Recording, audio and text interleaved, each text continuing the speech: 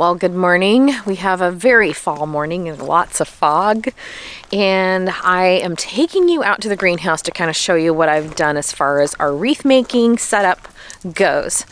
So I just thought it might be helpful if anybody's thinking about doing wreaths, kind of what I've come up with over the years. I don't know if it's right or wrong. We change it every single year and just kind of try and figure out what works best for us.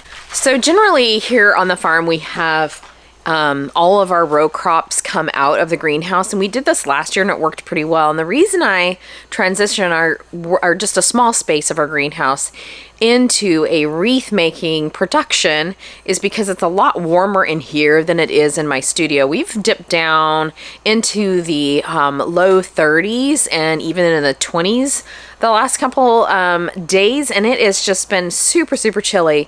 So having the crew nice and warm, myself nice and warm, makes a huge difference when you're putting together wreaths. So I found this actually works pretty well. The only negative part is that you're walking on rows of soil that you're going to be planting. Last year it worked fine. We're only in here for a couple weeks, probably 3 weeks altogether, and it's not like we're in here all the time walking on the soil. So what I did is put down a little tarp. I'm going to show you kind of the stations here. So you can see we still have our ground cover down. We just added a tarp. We have still our mum crop. Look at that, you guys. Still our mum crop. That's going to come out tomorrow. We're just going to finish cutting them as much as we can. We'll probably keep it in actually until Thanksgiving week. But this is some greens that we cut yesterday. I just kind of got everything in line. So we have the tarp. We set up 2 stations.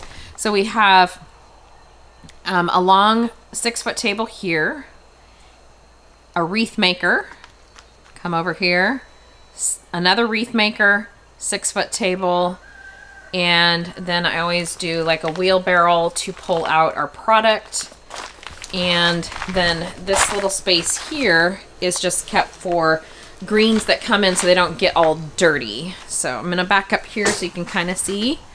Killian is helping me video today. I don't know why, they just think that it's so fun to come be in the video every single week. So my husband put up 2 lights there for me.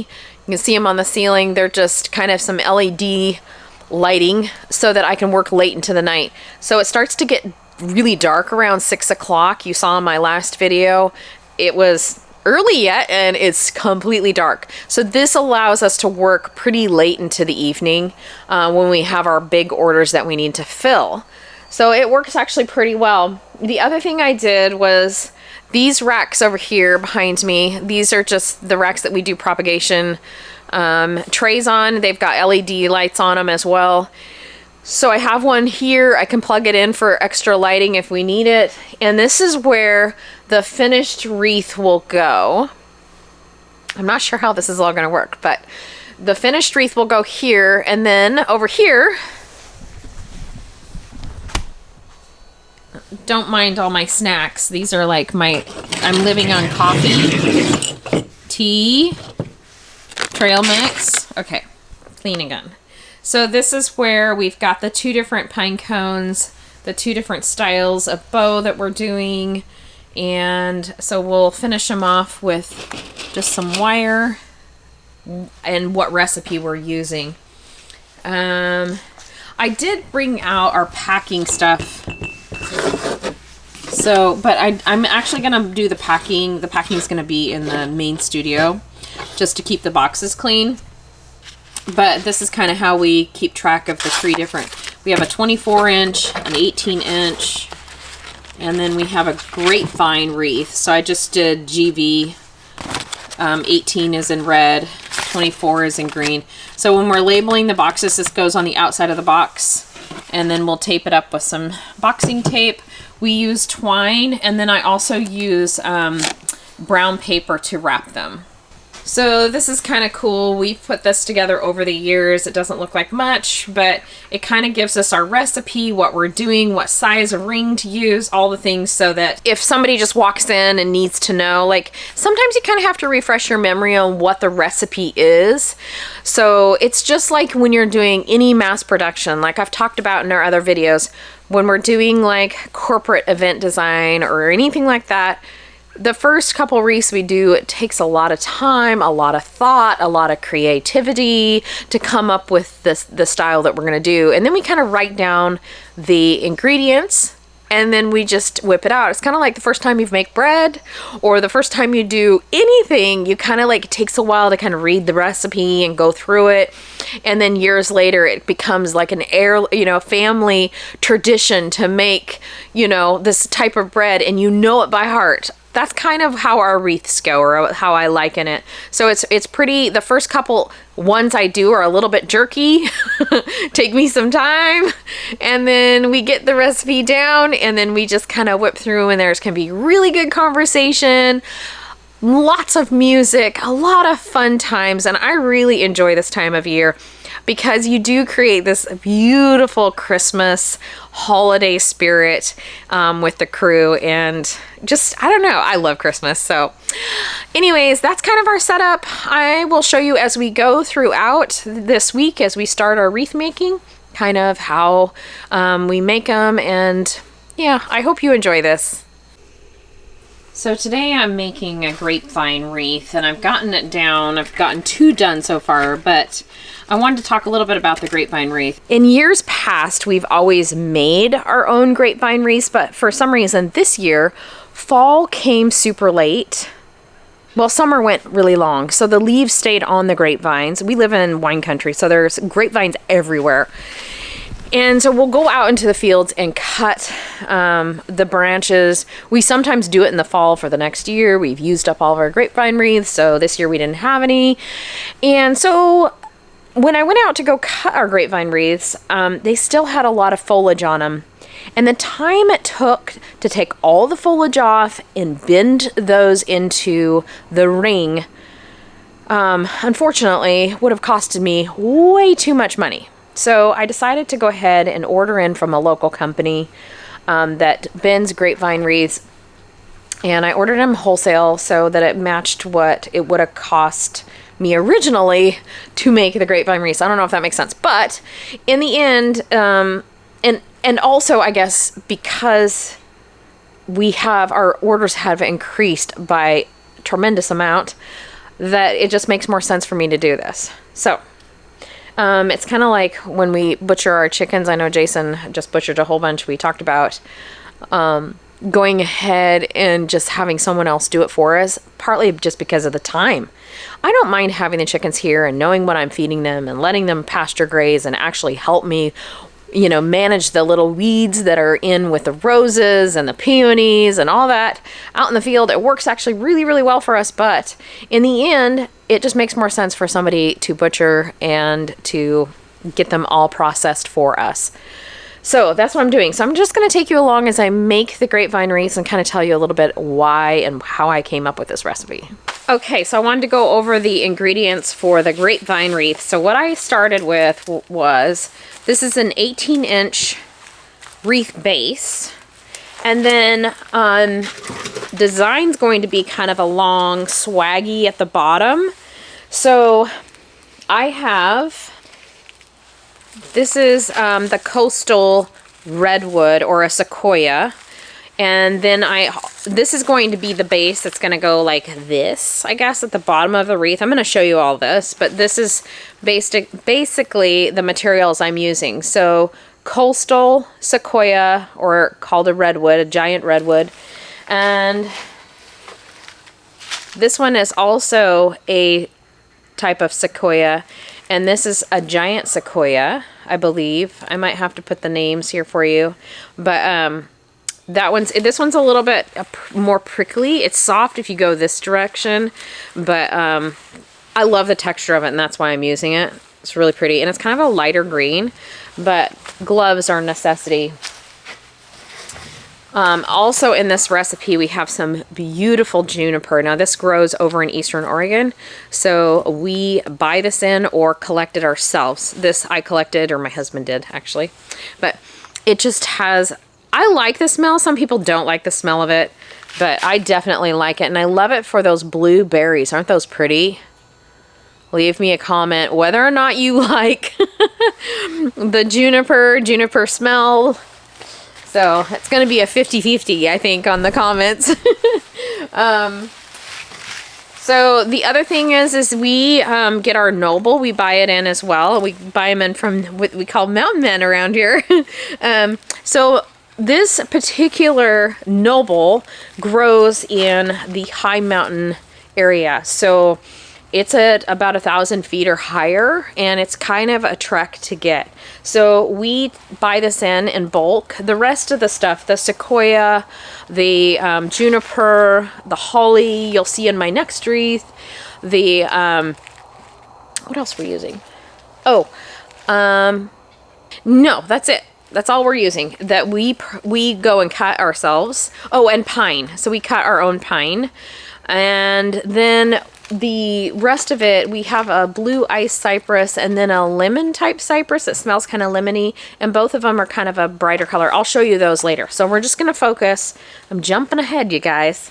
I'm just going to focus on the grapevine wreath. Now this is a great one if you're just starting out, and if you want to host something on your farm, in your garden, at your home, even with your girlfriends, just make a really cool, fun Christmas holiday night. This is a really easy one to do, and it doesn't take a lot of product. So I'm just going to show you how I put it together.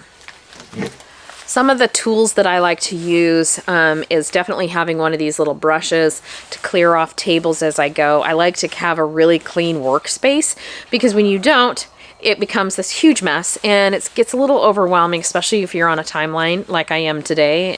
The other thing you need to have is lots and lots of wire. So these are pre-cut. I believe they are 18 inches long. They're pre-cut, so it kind of saves your hand. This time of year you get a little bit of carpal tunnel just from cutting from the season, and then if you're cutting big, you know, branches, and the woodland products are really tough to cut. So when you're using a regular clipper like this and you're clipping through, you get a little bit of a snap, and that can really hurt your wrist, so be careful.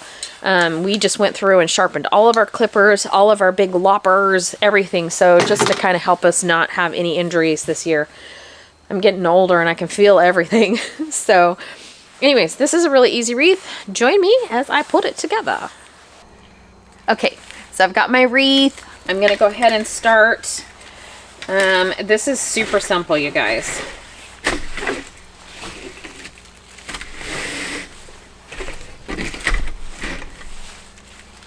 So we're taking 2 of these coastal sequoias, and we're kind of putting them so that they kind of do this whole branchy thing this way. And a lot of times I take my end and I kind of weave it into the grapevine, or tuck it in the end. I have a station.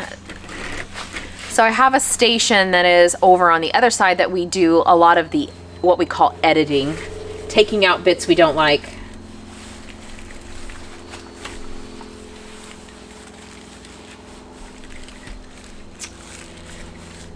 So I'm going to add in some of my High Mountain Noble. And again, we're just kind of crisscrossing, because what I'm going to do is put a piece of wire through there. So I want this to be nice and full, but not overwhelmingly full. And then I'm using some of my juniper, because this is kind of like the jewelry, right? It's going to go on that side. And then I'm going to use some of the giant sequoia.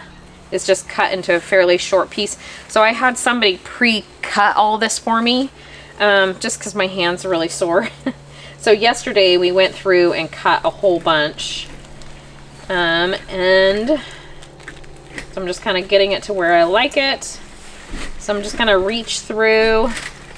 Here's my long wire that's been pre-cut. I'm going to go through here. It doesn't really matter that I'm squishing, but I do kind of like to weave it through. And then I'm going to literally flip the wreath over, and I'm going to pull pretty snug. It's almost like a bread tie, like you want to kind of pull and twist at the same time. Honestly, using gloves are great, but you lose some of the dexterity that you need to put some of these wreaths together. So at some points I do take off the gloves, or we use the little rubber gloves. I was in the medical field for a long time, so I'm used to that, and I can feel much easier, or I can feel better, I guess. So we're gonna leave that. We do have a pair of wire cutters over on the other station. Okay, so there's the first part of the wreath, and a lot of times I'll go through and just kind of fluff a little bit, stand it up, see how I feel about it. If it's flopping at all, then I'll take another piece of wire and come through and just clip it a little bit tighter. So this one's flopping just a tiny bit. So I'm going to go through actually the wreath itself, so it's not showing in the back. I'm just grabbing on to some of the, I don't know if you can see that. So I'm just weaving it through so you actually don't see it. I don't want it to show, but I want to just anchor this just a tiny bit. I'll try and do an up close and personal one of these here in a little bit. Sometimes it's hard to film by yourself, so you kind of like, just do your best. Okay, so I've tacked that one down. I'm going to leave that long so I can cut it. That fell out. That's fine. Oh, that wasn't even part of it. That's why it fell out. Okay, so here we have just kind of the basic look to it.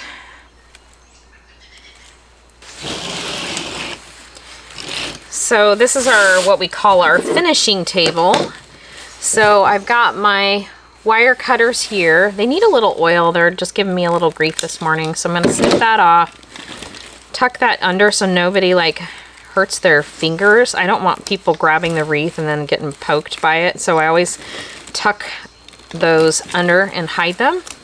And this little tiny piece I'll probably salvage and keep just to be able to reuse on another little bit that I might need to tuck in or edit out.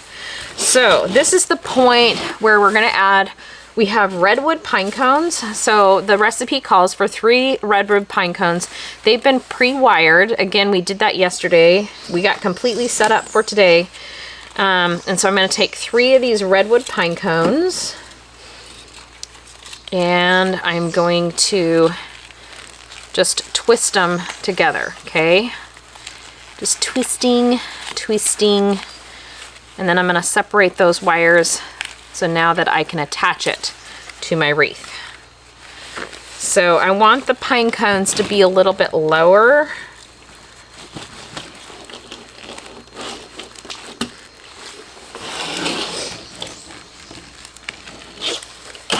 So I'm gonna come around. And again, I'm gonna do that twisting here, around. I almost need someone else to film with me, but I think you guys are getting the idea. It's pretty easy. Okay, and I'm gonna wait to clip it until I get the bow on. Now, this customer actually helped me design these. So these actually go out through Schreiner's Iris Gardens, so we make these in bulk for them, and then they ship them out for their customers. And if you haven't checked out Schreiner's for their irises, absolutely stunning. I have several of them. In fact, that's one of the first big crops that I grew, because they, Ray Schreiner, I was friends with, and he gifted me probably 50 different varieties of bearded iris. Amazing. I still have, I mean, when I was a kid, I just loved them. So anyways, check out Schreiner's Iris Gardens. I'll link them below. And, but that's where we make our wreaths and ship them through, which has been a great partnership. We've done it for about, I think, 5 years now. So anyways, here's the beginning stages of it. So here's the 3 redwood, and then we're going to do a little bow right here. The nice thing about this wreath is if somebody wanted something a little more simple, design, you could totally take the bow off, but this is what we came up with the customer, and this is what they love, a lot of color. And so anyways, this is the bow that we've chosen. It's just a traditional plaid, and then Emma came up with the idea to go ahead and each one, we are going to just polish off the ends, and they're gonna get a little bit of a like flare like that instead of just straight. So sometimes when you're making these, you will get kind of the ends fray, and so we just tidy them up before we ship them out. And this is how we're gonna do it this year. So we're just gonna cut it at an angle, and it's gonna give us a nice little, just a little added oomph to the bow. So now I'm gonna take the bow and put it on the wreath. And that's gonna finish this one. Other than we just put a little tag or a hook at the very top, and we do that with burlap, and we will do that in shipping. So that's gonna be in the studio. Okay, so I'm just gonna wiggle my wire through again, just like I've done with everything else. And if you saw it before, there was just a tiny bit of a hole or felt a little unfinished. And that's what a bow does, is just kind of tidy up and finish off everything. I love the fact that wire is green, and I kind of hate it at the same time because it definitely is hard to find sometimes when things are very full.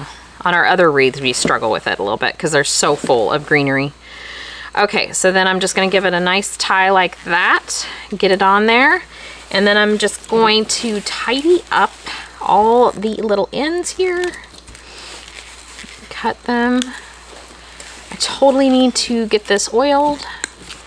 Oh, I had the one little guy on this side. Again, I gotta find him because he's hiding. Okay, where'd he go? You guys, I lost it. See, I told you. Maybe, oh, maybe I cut it already. No, I cut it already. I'm just getting old.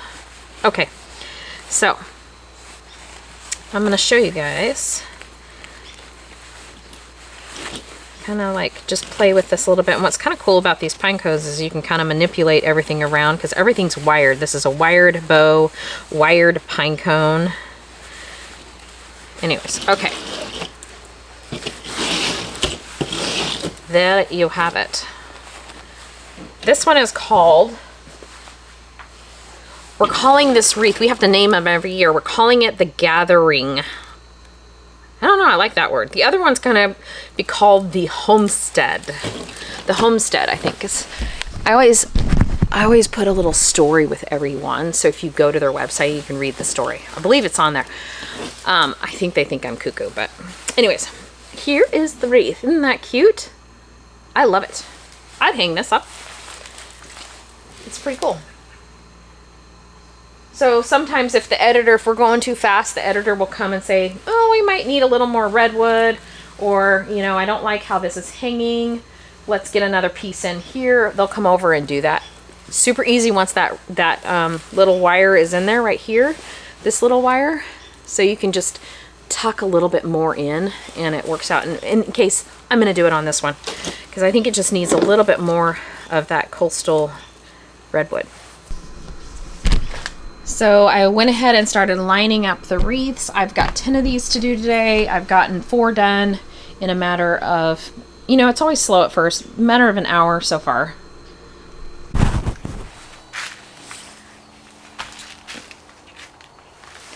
So the sun is just coming out, warming the greenhouse. I'm here in the greenhouse by myself, which is kind of nice. I was a little stressed this morning thinking about, I have, I think, 25 wreaths to do this morning, and by myself, but Riley just messaged and said that they would come. Today's Sunday, so normally we try not to work on Sunday, but I as a business owner work every day of the week. So they said that they would come help box up. So anyways, I just went in and got a little snack to keep going, and then I got a little tea. I was going to tell you guys, I don't know if you listened to our podcast, The Blooming Good Time.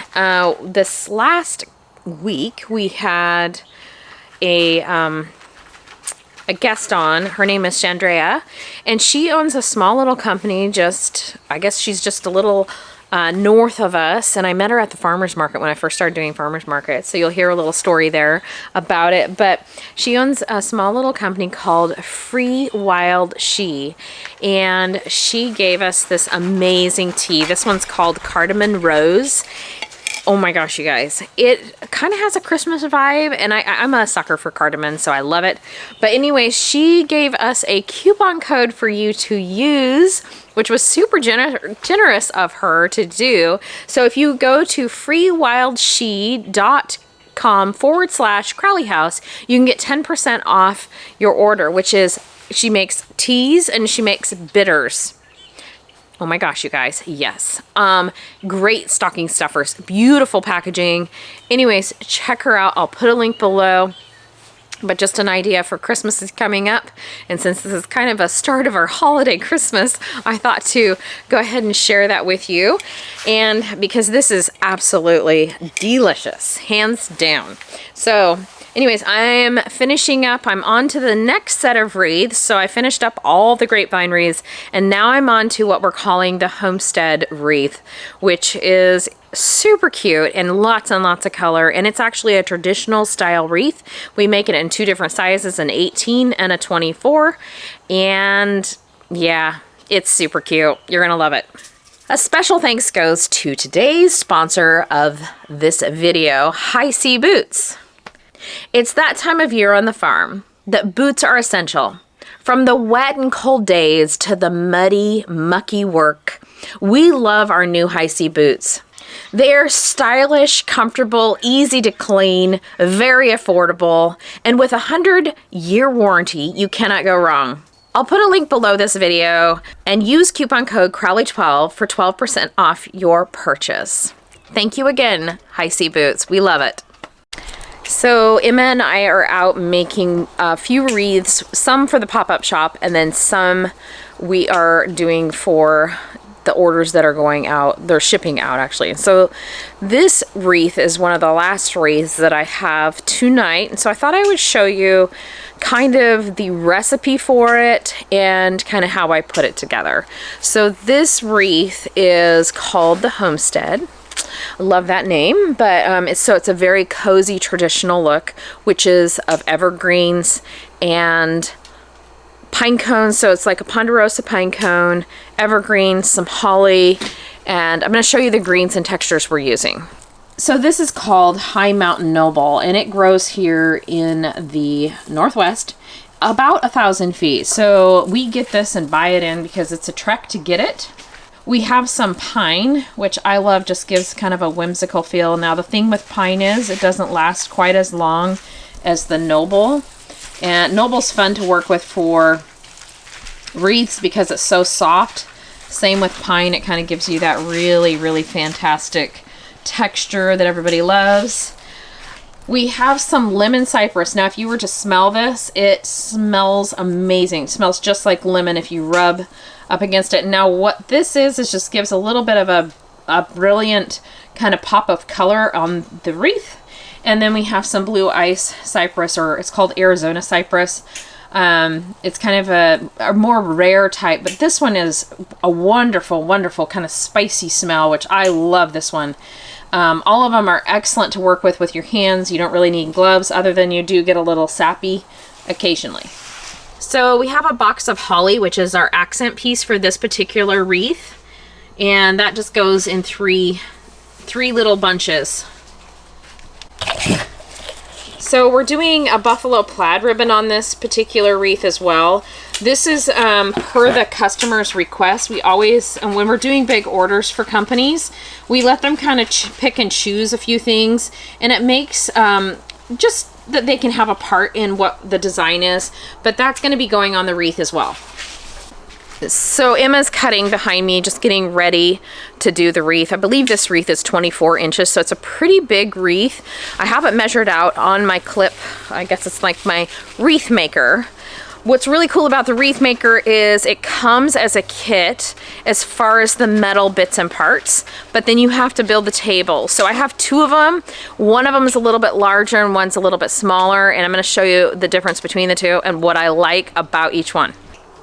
So this is the smaller wreath maker that I bought a long time ago. My husband built this board here, or this table, and I believe it's windy out. Hello.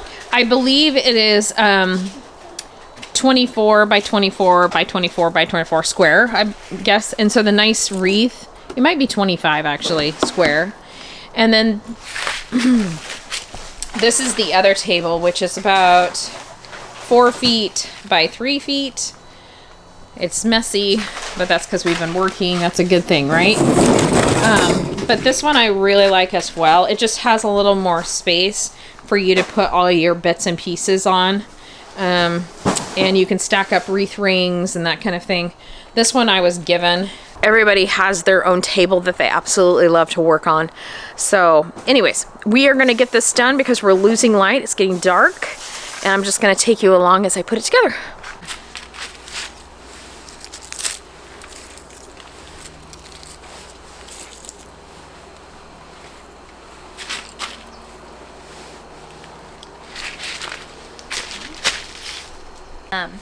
So we have a recipe for each different size or different wreath that we have. So this one is the 24-inch, which takes 12 bunches. We make like a little bouquet, which is a bunch. And each of the bunches is going to be in one of these, and it's going to pinch down on it. So for this one, it's the 24-inch. It takes 12 bunches because there's 12 of these little brackets. For the 18-inch, it takes 10 bunches. They're basically the same recipe. I just have to add on a few. So we do 4 of the lemon cypress and 4 pine. We only do 1 blue ice cypress. This is where the bow is going to be. And then 3 of the holly.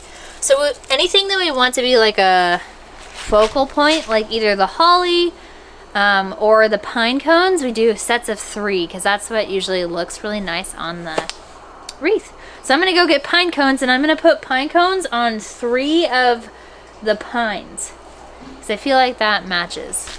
So I'm going to put a pine cone, 3 of them with each pine. This one I need to get a wire.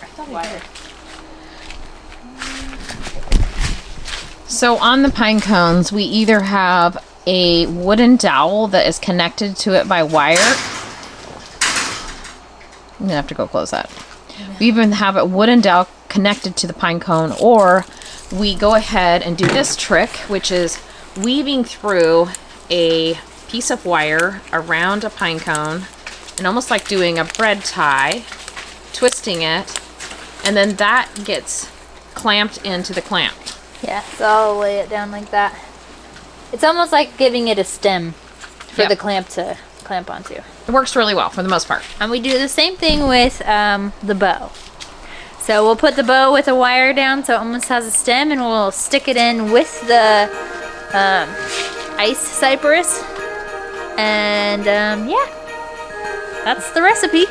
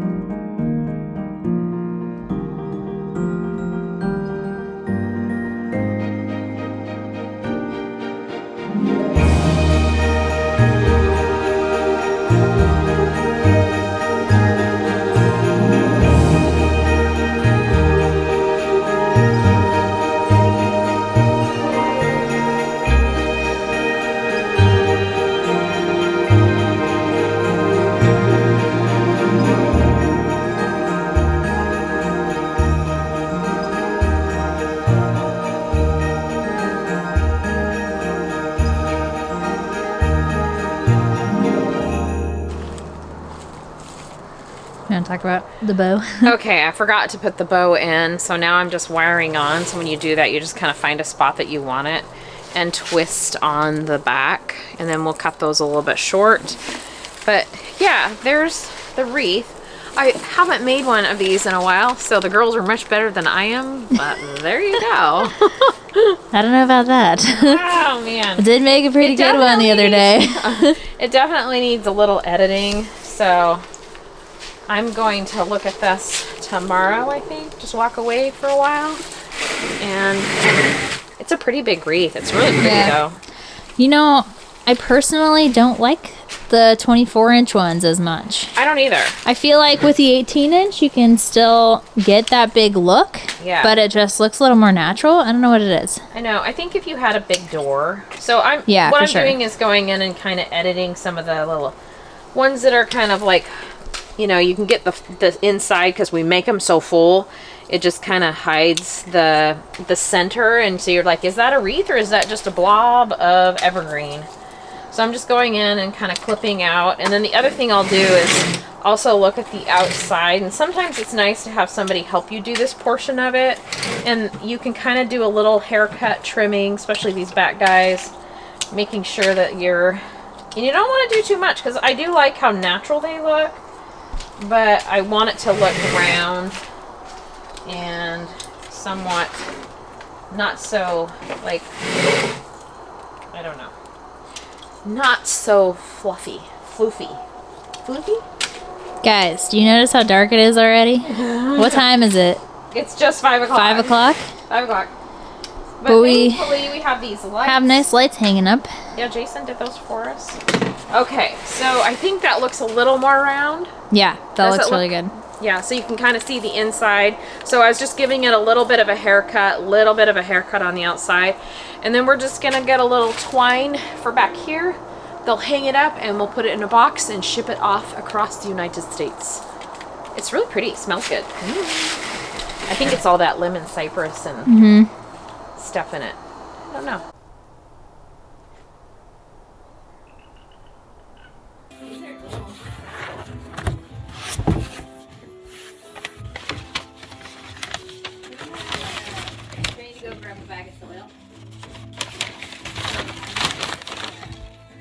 Well, I hope you enjoyed that video all about wreath making and how we do it here on our farm. I'd love to hear from you how you do it, if you make them, if you don't have a wreath maker. I'm sure you just use the rings, that kind of design. They're all so beautiful. And let me know if you liked the grapevine or if you liked the full styled evergreen wreath. What's your favorite? What would you hang on your door? I'd love to know. Anyways, until next time, much success in all you do and grow, and we will be seeing you shortly back here at Crowley House very soon. Bye-bye.